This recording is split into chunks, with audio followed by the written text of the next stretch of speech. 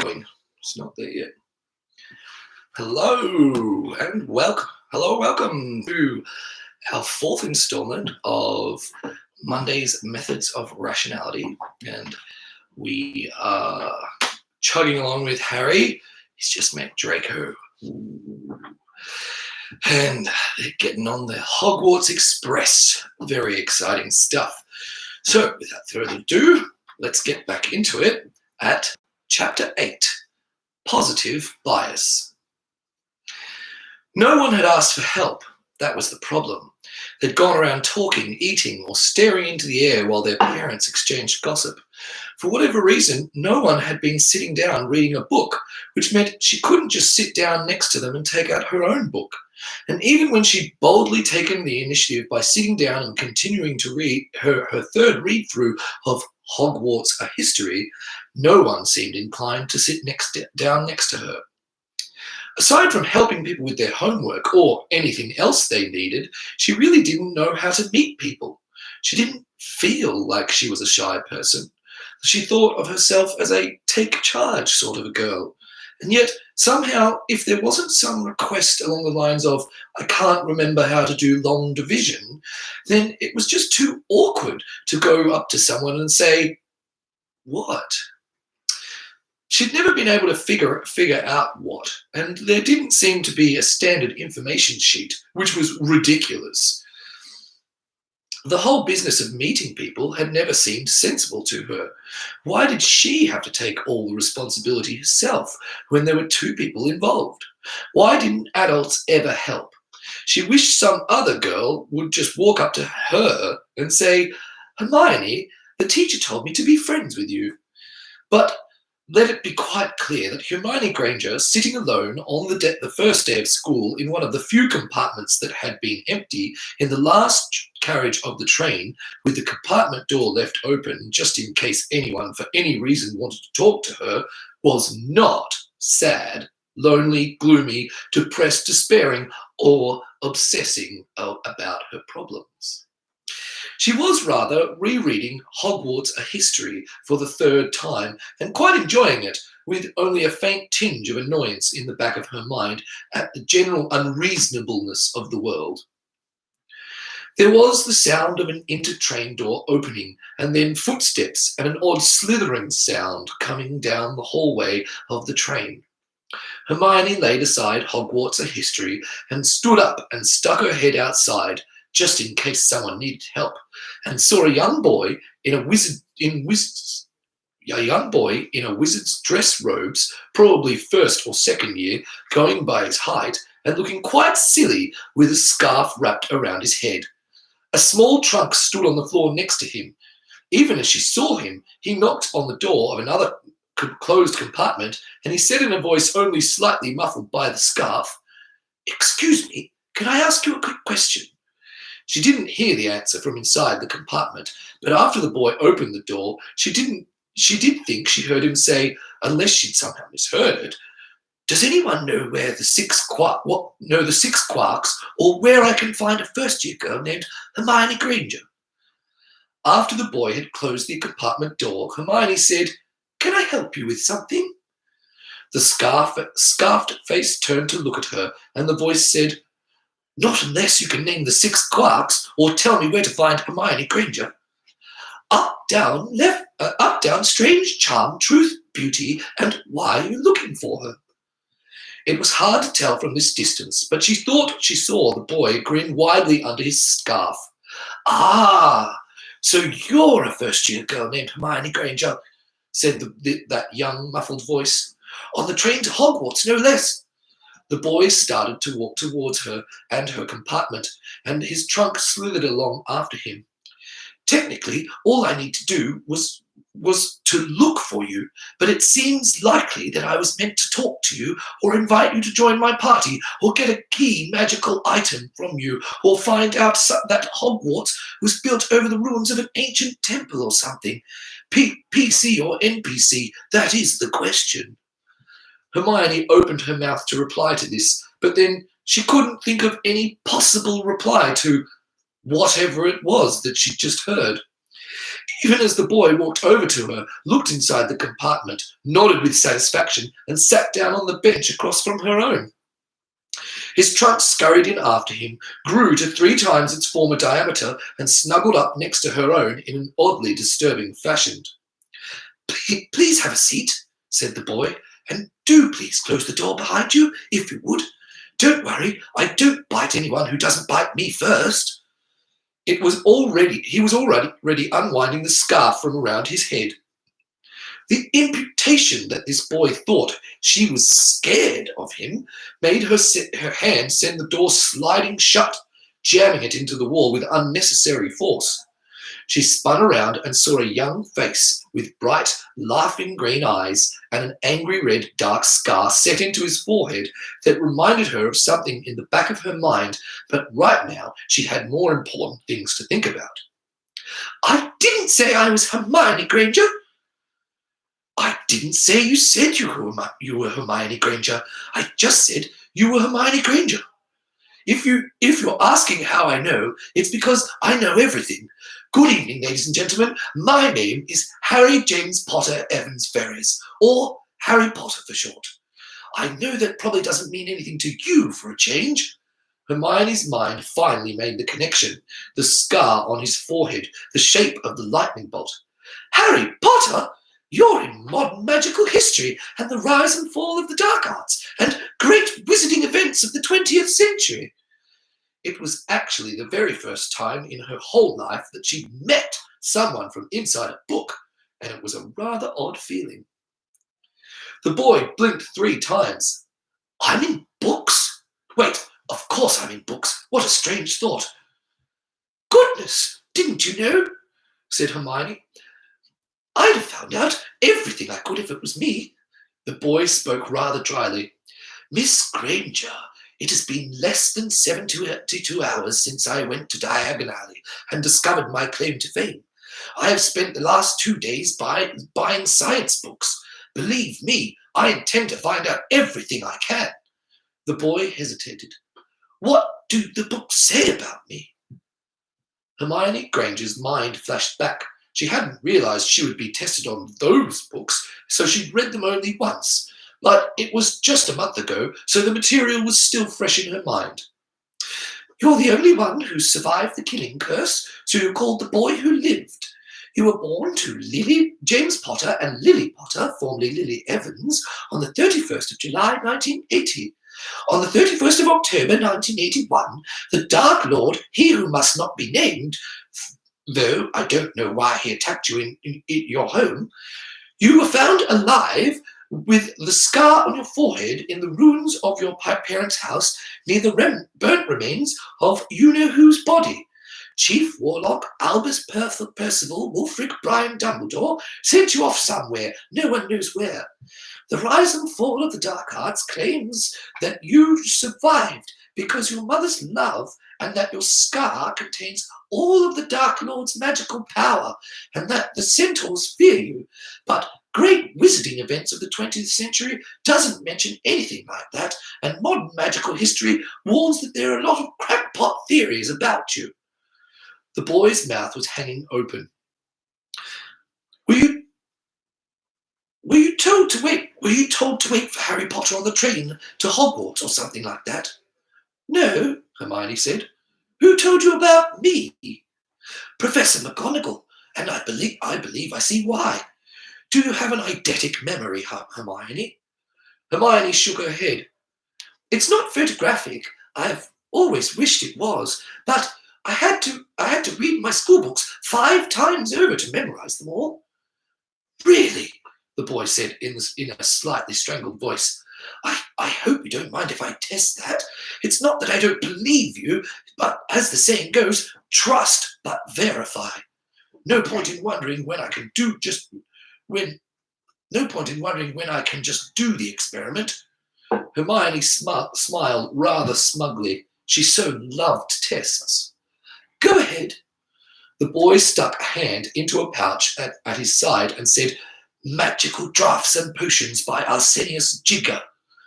When he withdrew his hand, it was holding the book he'd named. Instantly, Hermione wanted one of those pouches more than she'd ever wanted anything. The boy opened the book to somewhere in the middle and looked down. "If I were making the oil of sharpness, I can see the page from here, you know." The boy tilted the book so that she couldn't see it anymore and flipped the pages again. "If I were brewing a potion of spider climbing, what would the next ingredient after you added acromantula silk? After dropping in the silk, wait until the potion has turned exactly the shade of colourless, cloudless dawn sky. 8 degrees from the horizon and 8 minutes before the tip of the sun first becomes visible. Stir 8 times widdershins and once deersil, and then add 8 drams of unicorn bogies." The boy shut the book with a sharp snap and put the book back into his pouch, which swallowed it with a small burping noise. Well. I should like to make you a proposition, Miss Granger." "A proposition?" Hermione said suspiciously. Girls weren't supposed to listen to those sorts of things. It was also at this point that Hermione realised that one of the other things, which was odd about the boy. Apparently, people who were in books actually sounded like a book when they talked. This was quite the surprising discovery. The boy reached into his pouch and said, "Can of pop," retrieving a bright green cylinder. He held it out to her and said, "Can I offer you something to drink?" Hermione politely accepted the fizzy drink. In fact, she was feeling sort of thirsty by now. "Thank you very much," Hermione said as she popped the top. "What was your proposition?" The boy coughed. "No," he said. Just as Hermione started to drink, he said, I'd like you to help me take over the universe." Hermione finished her drink and lowered the can. "No, thank you. I'm not evil." The boy looked at her in surprise, as though he'd been expecting some other answer. "Well, I was speaking a bit rhetorically," he said. "If in the sense of the Baconian project, you know, not political power, the effecting of all things possible and so on. I want to conduct experimental studies of spells, figure out the underlying laws, bring magic into the domain of science, merge the wizarding and muggle worlds, raise the entire planet's standard of living, move humanity centuries ahead, discover the secret of immortality, colonize the solar system, explore the galaxy, and most importantly, figure out what the heck is going on here, because all of this is blatantly impossible." That sounded a bit more interesting. "And?" The boy stared at her incredulously. "And? That's not enough? And what do you want from me?" said Hermione. I want you to help me do the research, of course. With your encyclopedic memory added to my intelligence and rationality, we'll have the Baconian project finished in no time. Whereby no time, I mean probably at least 35 years. Hermione was beginning to find this boy annoying. "I haven't seen you do anything intelligent. Maybe I'll let you help me with my research." There was a certain silence in the compartment. "So you're asking me to demonstrate my intelligence, then?" said the boy after a long pause. Hermione nodded. "I warn you that challenging my ingenuity is a dangerous project and tends to make your life a lot more surreal." "I'm not impressed yet," Hermione said. Unnoticed, the green drink once again rose to her lips. "Well, maybe this will impress you," the boy said. He leaned forward and looked at her intensely. "I've already done a bit of experimenting, and I found out that I don't need the wand. I can make anything I want happen just by snapping my fingers." It came just as Hermione was in the middle of swallowing, and she choked and coughed and expelled the bright green fluid onto her brand new, never-worn witch's robes on the very first day of school. Hermione actually screamed. It was a high-pitched sound that sounded like an air raid siren in the closed compartment. "Eek! My clothes!" Don't panic, said the boy. I can fix it for you. Just watch. He raised his hand and snapped his fingers. You'll... And then she looked down at herself. The green fluid was still there, but even as she watched it, it started to vanish and fade, and within just a few minutes, it was like she'd never spilled anything at herself. Hermione stared at the boy, who was wearing a rather smug sort of smile. Wordless wandless magic? At his age? When he'd only gotten the school books 3 days ago? Then she remembered what she'd read, and she gasped and flinched back from him. All the Dark Lord's magical power in his scar. She rose hastily to her feet. I need to go to the toilet. Wait here, all right? She had to find a grown-up. She had to tell them. The boy's smile faded. It was just a trick, Hermione. I'm sorry, I didn't mean to scare you. Her handle halted on the door handle. Her hand halted on the door handle. A trick? Yes, said the boy. You asked me to demonstrate my intelligence, so I did something apparently impossible, which is always a good way to show off. I can't really do anything just by snapping my fingers. The boy paused. At least, I don't think I can. I've never actually tested it experimentally. The boy raised his hand and snapped his fingers again. Nope, no banana. Hermione was as confused as she'd ever been in her life. The boy was now smiling again, and at the look on her face. I did warn you that challenging my ingenuity tends to make your life surreal. Do remember this the next time I warn you about something? But, Hermione stammered, what did you do then? The boy's gaze took on a measuring, weighing quality that she'd never seen before from someone her own age. You'd think you'd have what it takes to be a scientist in your own right, with or without my help. Then let's see how you investigate a confusing phenomenon. Hermione's mind went blank for a moment. She loved tests, but she'd never had a test like this before. Frantically, she tried to cast back for anything she'd read about what scientists were supposed to do. Her mind skipped gears, ground against itself, spat back the instructions for doing a science investigation project. Step 1, form a hypothesis.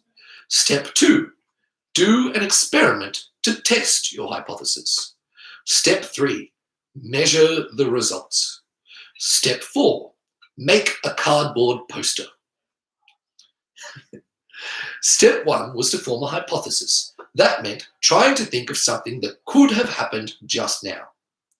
All right, my hypothesis is that you cast a charm on my robes to make anything spilled on it vanish.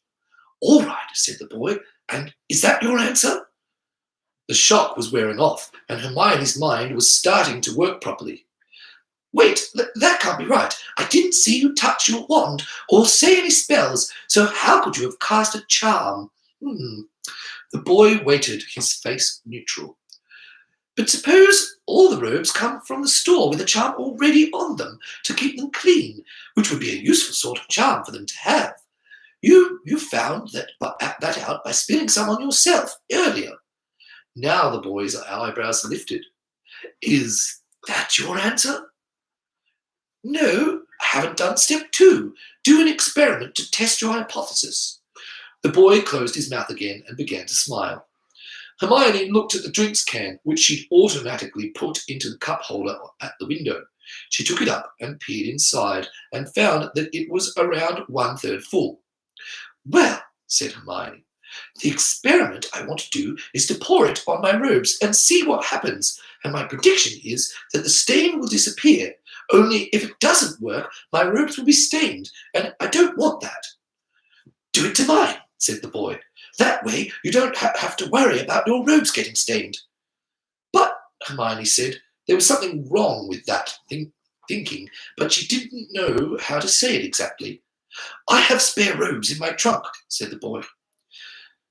But there's nowhere for you to change, Hermione objected. Then she thought better of it. Though I suppose I could leave and close the door. I have somewhere to change in my trunk too. Hermione looked at his trunk, which she was beginning to suspect was rather more special than her own. All right, Hermione said, since you say so. And she rather gingerly poured a bit of green pop onto the corner of the boy's robes. Then she stared at it, trying to remember how long the original fluid had taken to disappear, and the green stain vanished. Hermione let out a sigh of relief, not least because this meant she wasn't dealing with all of the Dark Lord's magical power. Well, step 3 was measuring the results, but in this case, that was just seeing the stain had vanished. And she supposed she could probably skip step 4 about the cardboard poster. My answer is that the robes are charmed to keep themselves clean. Not quite, said the boy. Hermione felt a stab of disappointment.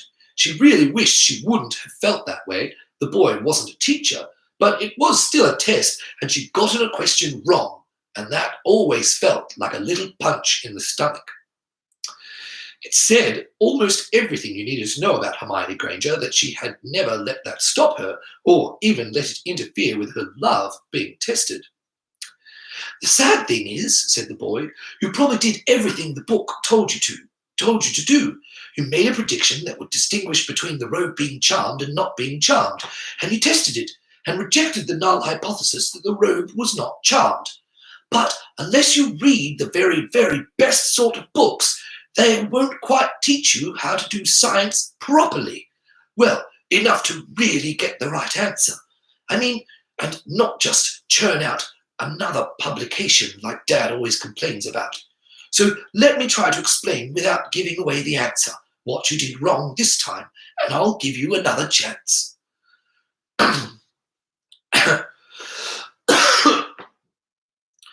She was starting to resent the boy's oh-so-superior tone when he was just another 11-year-old just like her, but that was secondary to finding out that she'd done wrong. All right, she said. The boy's expression grew more intense. This is a game based on a famous experiment called the 2-4-6 task, and this is how it works. I have a rule known to me but not to you, which fits some triplets of 3 numbers, but not others. 2-4-6 is one example of a triplet which fits the rule. In fact, let me write down the rule, just so you know it's a fixed rule, and fold it up and give it to you.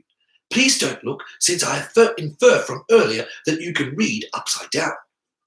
The boy said, paper and mechanical pencil to his pouch, and she shut her eyes tightly while he wrote. There, said the boy, and he was holding a tightly folded piece of paper. Put this in your pocket. And she did. Now, the way this game works, said the boy, is that you give me a triplet of 3 numbers, and I'll tell you yes if the numbers are an instance of the rule, and no if they're not. I am nature. The rule is one of my laws, and you are investigating me. You already know that 2-4-6 gets a yes. When you've performed all the further experimental tests you want, ask me as many triplets as you feel necessary. You stop and guess the rule, and then you can unfold the sheet of paper and see how you did it. Do you understand the game? Of course I do, said Hermione. Go. 4-6-8, said Hermione. Yes, said the boy. 10-12-14, said Hermione. Yes, said the boy. Hermione tried to cast her mind a little further afield, since it seemed like she'd already done all the testing she needed, and yet it couldn't be that easy, could it? 1-3-5. Yes. -3 -1 +1. Yes. Hermione couldn't think of anything else to do. The rule is that the numbers have to increase by 2 each time. Now, I suppose I tell you, said the boy, that this test is harder than it looks, and that only 20% of grown-ups get it right. Hermione frowned. What had she missed? Then suddenly she thought of a test she still needed to do. 2-5-8, she said triumphantly. Yes. 10-20-30. Yes. The real answer is that the numbers have to go up by the same amount each time. It doesn't have to be 2. Well, do you agree with Hermione? Have you got the rule? What do you think? Give you a couple of minutes, see if you can work it out before we reveal the answer. Oh, and one small note while we're just waiting and you're trying to figure it out. In this book, there are a lot of thinking. Harry Potter does quite a lot of thinking. So to make it sort of clear through the live read, I'm going to hold my chin like the thinker every time Harry Potter's thinking. So that should give you a bit of a clue as to what is said and what is not said. Anyway, let's find out the answer. Very well, said the boy. Take the paper out and see how you did. Hermione took the paper out of her pocket and unfolded it. 3 real numbers in increasing order, lowest to highest. Hermione's jaw dropped. She had the distinct feeling of something terribly unfair being done to her, that the boy was a dirty, rotten, cheating liar. But when she cast her mind back, she couldn't think of any wrong responses that he'd given. What you've just discovered is called positive bias, said the boy. You had a rule in mind and you kept on thinking of triplets that should make the rule say yes. But you didn't try to test any triplets that should make the rule say no. In fact, you didn't get a single no, so any 3 numbers could have just as easily been the rule. It's sort of like how people imagine experiments that could confirm their hypotheses instead of trying to imagine experiments that could falsify them. That's not quite exactly the same mistake, but it's close. You have to learn to look on the negative side of things, stare into the darkness. When this experiment is performed, only 20% of grown-ups get the right answer, and many of the others invent fantastically complicated hypotheses and put great confidence in their wrong answers since they've done so many experiments and everything came out like they expected. Now, said the boy, do you want to take another shot at the original problem? His eyes were quite intent now, as though this were the real test. Hermione shut her eyes and tried to concentrate. She was sweating underneath her robes. She had an odd feeling that this was the hardest thing she'd ever been asked to think on a test, or maybe even the first time she'd ever been asked to think on a test. What other experiment could she do? She had a chocolate frog. Could she try to rub some of that on the robes and see if it vanished? But that still didn't seem like the kind of twisty, negative thinking the boy was asking for. Like she was still asking for a yes if the chocolate frog stain disappeared, rather than asking for a no. So, on her hypothesis, when should the pop not vanish? I have an experiment to do, Hermione said. I want to pour some pop on the floor and see if it doesn't vanish. Do you have some paper towel in your pouch so I can mop up the spill if this doesn't work? I have napkins, said the boy, his face still looked neutral. Hermione took the can and poured a small bit of pop onto the floor. A few seconds later, it vanished. Then the realization hit her and she felt like kicking herself. Of course! You gave me that can. It's not the robe that's enchanted. It was the pop all along. The boy stood up and bowed to her solemnly. He was grinning widely now. Then, may I help you with your research, Hermione Granger? Hermione was still feeling the rush of euphoria, but she wasn't quite sure about how to answer that. They were interrupted by a weak, tentative, faint, rather reluctant knocking at the door. The boy turned and looked out the window and said, I'm not wearing my scarf, so can you get that? It was at this point that Hermione realized why the boy who lived, Harry Potter, had been wearing the scarf over his head in the first place, and felt a little silly for not realizing it earlier. It was actually sort of odd, since she would have thought Harry Potter would proudly display himself to the world, and the thought occurred to her that he might actually be shyer than he seemed. When Hermione pulled the door open, she was greeted by a trembling young boy who looked exactly like he knocked. "Excuse me," said the boy in a tiny voice. I'm Neville Longbottom.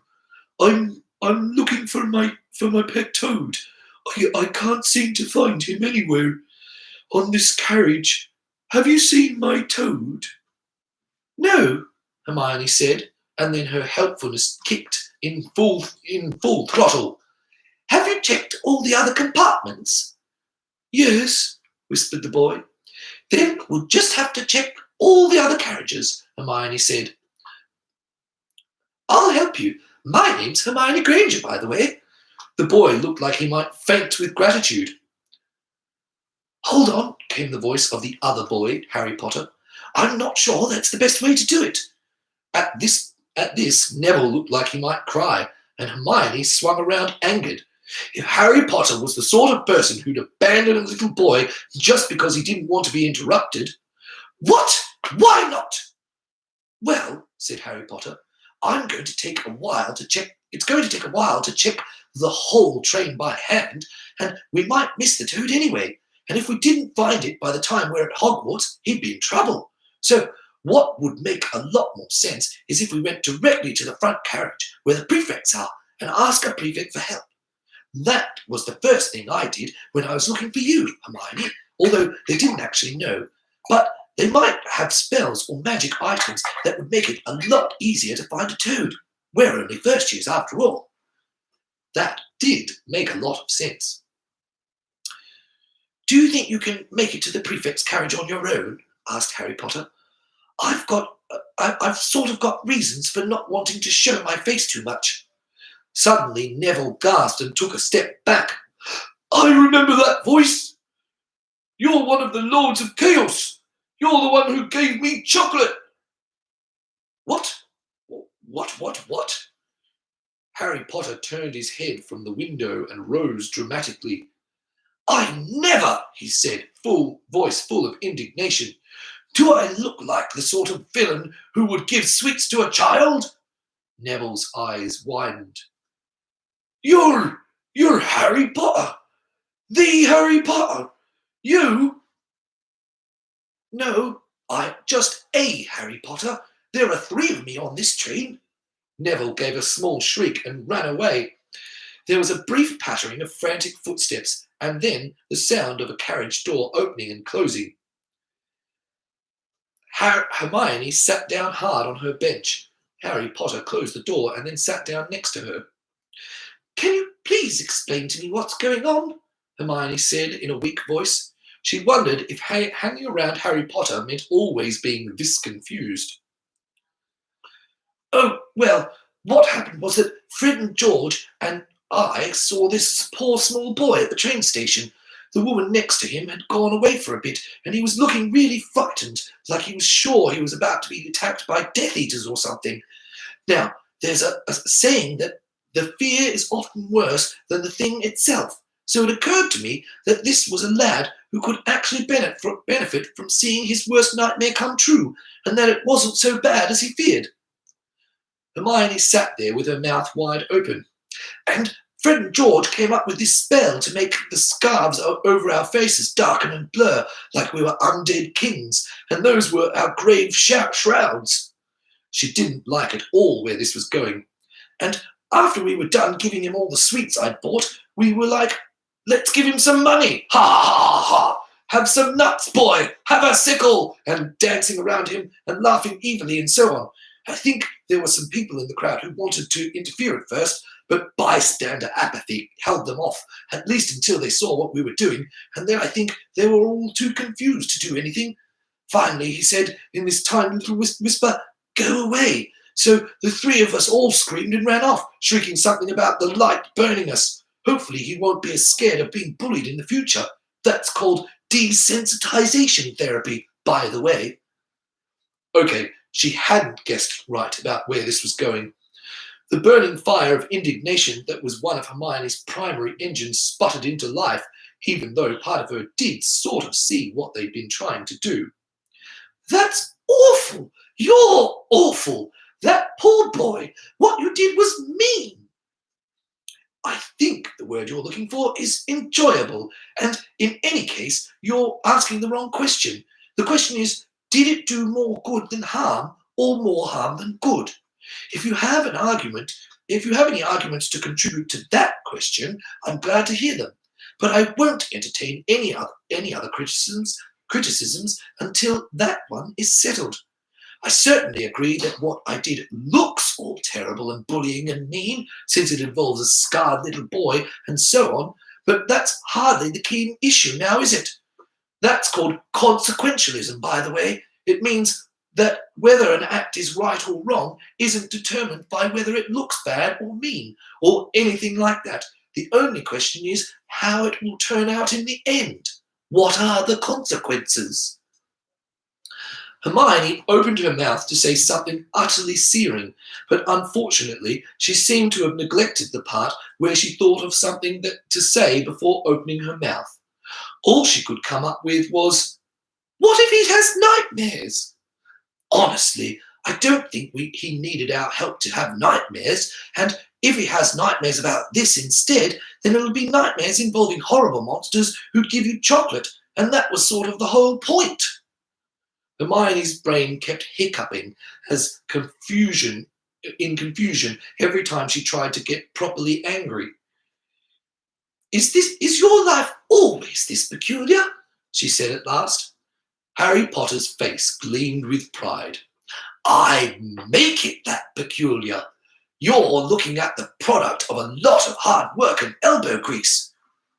"So," Hermione said and trailed off awkwardly.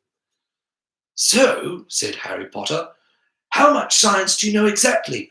I can do calculus, and I know some Bayesian probability theory and decision theory and a lot of cognitive science, and I've read the Feynman lectures, or volume 1 anyway, and Judgment Under Uncertainty, Heuristics and Biases, and Language in Thought and Action, and Influence, Science and Practice, and Rational Choice in an Uncertain World, and Gödel, Escher, Bach, and A Step Farther Out, and..." The ensuing quiz and counter-quiz went on for several minutes before being interrupted by another timid knock at the door. "Come in," she and Harry Potter said almost at the same time, it slid back to reveal Neville Longbottom. Neville was actually crying now. I went to the front carriage and found a prefect, but he told me that the prefects weren't to be bothered over little things like missing toads." The boy who lived's face changed. His lips set in a thin line. His voice, when he spoke, was cold and grim. "What were his colours? Green and silver?" No, his badge was red and gold." "Red and gold?" burst out Hermione. "But those are Gryffindor's colours." Harry Potter hissed at that, a frightening sort of sound that could have come from a live snake and made both her and Neville flinch.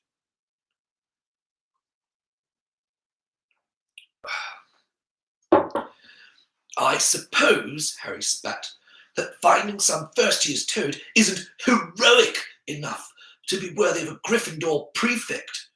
Come on, Neville. I'll come with you this time. We'll see if the boy who lived gets more attention.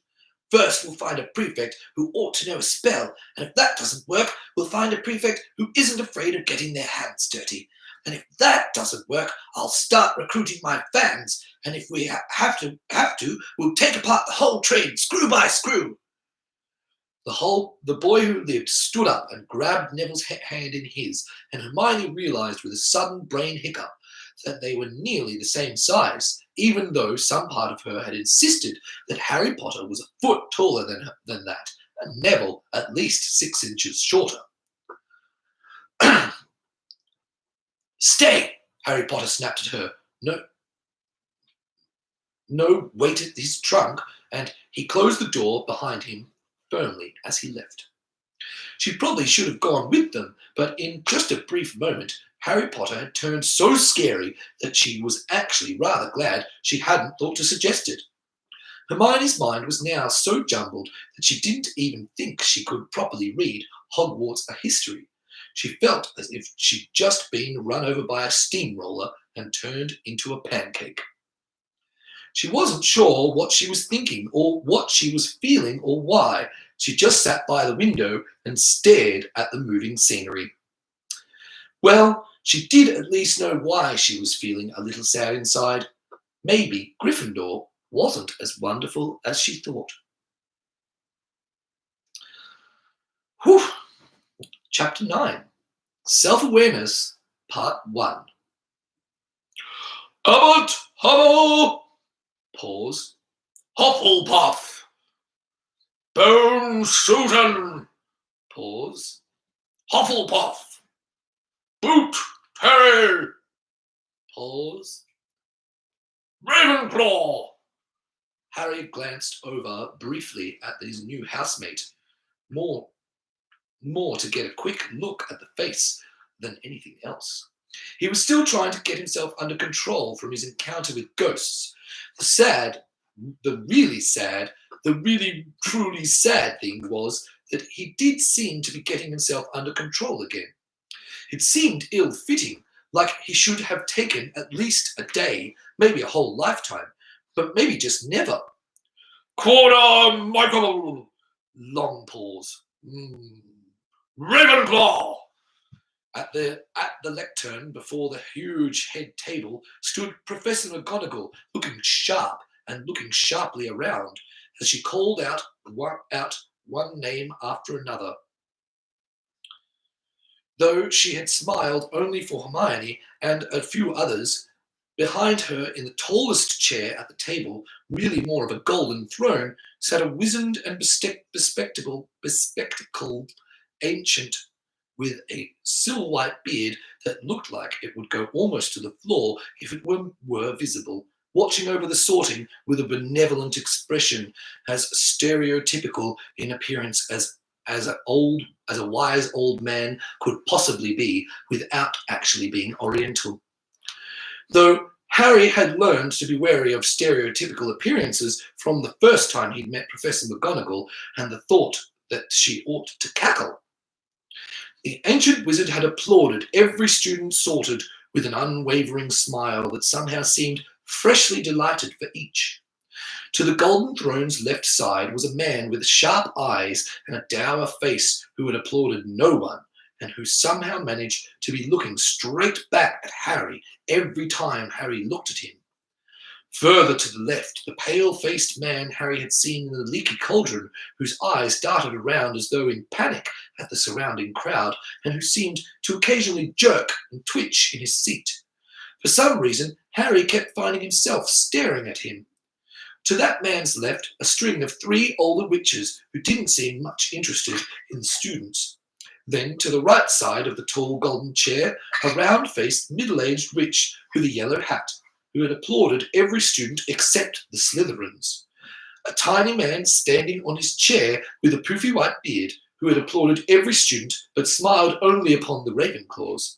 And on the farthest right, occupying the same space as 3 lesser beings, the mountainous entity who'd greeted them all after they'd disembarked from the train, naming himself Hagrid, Keeper of the Keys and Grounds. "Is the man standing on his chair the head of Ravenclaw?" Harry whispered to Hermione. For once, Hermione didn't answer this instantly. She was shifting constantly from side to side, staring at the sorting hat, and fidgeting so energetically that Harry thought her feet might be leaving the floor. "Yes, he is," said one of the prefects who'd accompanied them, a young woman wearing the blue of Ravenclaw, Miss Clearwater, if Harry recalled correctly. Her voice was quiet, but conveyed a tinge of pride. "That is Charles Professor of Hogwarts, Phileas Flitwick, the most knowledgeable chance master alive, and a past dueling champion." "Why is he so short?" hissed a student whose name Harry didn't recall. "Is he a half-breed?" A chill glance from a young lady prefect. "The professor does indeed have goblin ancestry." "What?" Harry said involuntarily. causing Hermione and 4 other students to hush him. Now Harry was getting a surprisingly intimidating glare from the Ravenclaw prefect. "I mean," Harry whispered, "not that I have a problem with that. It's just, how is that possible? You can't just mix 2 different species together and get viable offspring. It ought to scramble the genetic instructions for every organ that's different between the 2 species. It'd be like trying to build..." They didn't have cars, so he couldn't use a scrambled engine blueprints analogy. A half carriage, half boat or something. The Ravenclaw prefect was still looking at Harry severely. "Why couldn't you have a half carriage, half boat?" "Hush!" hushed another prefect, though the Ravenclaw witch had still spoken quietly. Harry said even more quietly, trying to figure out how to ask whether goblins had evolved from humans, or evolved from a common ancestor of humans like Homo erectus, or if goblins had been made out of humans somehow, if, say, they were genetically human under a heritable enchantment whose magical effect was diluted if only one parent was a goblin, which would explain how interbreeding was possible, and in which case goblins would not be an incredibly valuable second data point for how intelligence had evolved in other species besides Homo sapiens. Now that Harry thought about it, the goblins of Gringotts hadn't seemed very much like genuinely alien, non-human intelligences, nothing like deer or puppeteers. Where did goblins come from anyway? "Lithuania," Hermione whispered, her eyes still fixed firmly on the sorting hat. Now Hermione was getting a smile from the lady prefect. "Never mind," whispered Harry. At the lectern, Professor McGonagall called out, "Goldstein, Anthony!" "Ravenclaw!" Hermione, next to Harry, was bouncing on her tiptoes so hard that her feet were actually leaving the ground on each bounce. "Goyle Gregory!" There was a long, tense moment of silence under the hat, almost a minute. "Slytherin!" "Granger! Hermione!" Hermione broke loose and ran full tilt towards the sorting hat, picked it up, and jammed the patchy old clothwork down hard over her head, making Harry wince. Hermione had been the one to explain to him about the sorting hat, but she certainly didn't treat it like an irreplaceable, vitally important 800-year-old artifact of forgotten magic that was about to perform intricate telepathy on her mind and didn't seem to be in a very good physical condition. "Ravenclaw!" And talk about your foregone conclusions. Harry didn't see why Hermione had been so tense about it. In what weird alternative universe would that girl not be sorted into Ravenclaw? If Hermione Granger didn't go into Ravenclaw, then there was no good reason for Ravenclaw House to exist. Hermione arrived at the Ravenclaw table and got a dutiful cheer. Harry wondered whether the cheer would have been louder or quieter if they'd had any idea just what level of competition they'd welcomed to their table. Harry knew pi to 3.141592 because accuracy to 1 part in a millionth was enough for most practical purposes. Hermione knew 100 digits of pi. That was how many digits had been printed in the back of her maths textbook. Neville Longbottom went to Hufflepuff, Harry was glad to see. If that house really did contain the loyalty and camaraderie it was supposed to exemplify, then a house full of reliable friends would do Neville a world of good. Clever kids in Ravenclaw, evil kids in Slytherin, wannabe heroes in Gryffindor, and everyone who does the actual work in Hufflepuff. Though Harry had been right to consult a Ravenclaw prefect first, the young woman hadn't even looked up from her reading or identified Harry, just jabbed a wand in Neville's direction and muttered something, after which Neville had acquired a dazed expression and wandered off to the 5th carriage from the front and the 4th compartment on the left, which indeed had contained his toad. Malfoy Draco went to Slytherin, and Harry breathed a small sigh of relief. It had seemed like a sure thing, but you never did know what tiny event might upset the course of your master plan. Professor McGonagall called, "Perks, Cillian!" And from the gathered children detached a pale, waifish girl who looked oddly ethereal, like she might mysteriously disappear the moment you stopped looking at her and never be seen again, or even remembered. And then, with a note of trepidation so firmly kept from her voice and face that you'd have needed to know her very well indeed to notice, Minerva McGonagall inhaled deeply and called out, "Potter Harry!" There was a sudden silence in the hall. All conversation stopped. All eyes turned to stare. For the first time in his life, Harry felt like he might be having an opportunity to experience stage fright. Harry immediately stomped down this feeling. Whole roomfuls of people staring at him was something he'd have to get accustomed to if he wanted to live in magical Britain, or for that matter, do anything else interesting in his life. Affixing a confident and false smile to his face, he raised a foot to step forwards. "Harry Potter!" cried the voice of either Fred or George Weasley, and then "Harry Potter!" cried the other Weasley twin. And a moment later, the entire Gryffindor table, and soon after a good portion of Ravenclaw and Hufflepuff, had taken up the cry, "Harry Potter! Harry Potter! Harry Potter!" And Harry Potter walked forwards, much too slowly, he realised once he'd begun, but by then it was too late to alter his pace without looking awkward. "Harry Potter! Harry Potter! Harry Potter!" With all too good a notion of what she would see, Minerva McGonagall turned to look behind herself at the rest of the head table.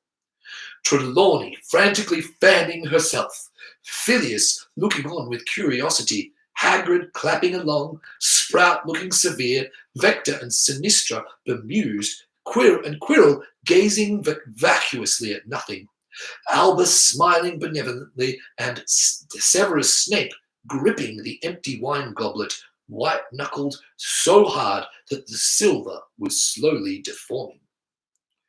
With a wide grin, turning his head to bow to one side and then the other as he walked between the four house tables, Harry Potter walked forwards at a grandly measured pace, a prince inheriting his castles. "Save us from more Dark Lords!" called one of the Weasley twins, and then the other Weasley twin called, "Especially if they're professors!" to the general laughter from all the tables except Slytherin. Minerva's lips set in a white line. She would have words with the Weasley horrors about that last part if they thought she was powerless because it was the first day of school and Gryffindor had no points to take away. If they didn't care about detentions, then she would find something else. Then, with a sudden gasp of horror, she looked in Severus's direction. Surely he realised that the Potter boy must have no idea who that was talking about. Severus's face had gone beyond rage into a kind of pleasant indifference. A faint smile played about his lips. He was looking in the direction of Harry Potter, not the Gryffindor table, and his hands held the crumpled remains of a former wine goblet. Harry Potter walked forwards with a fixed smile, feeling warm inside and sort of awful at the same time. They were cheering for him for a job he'd done when he was a 1-year-old, a job he hadn't really finished. Somewhere, somehow, the Dark Lord was still alive. Would they have been cheering quite so hard if they knew that? But the Dark Lord's powers had been broken once, and Harry would protect them again.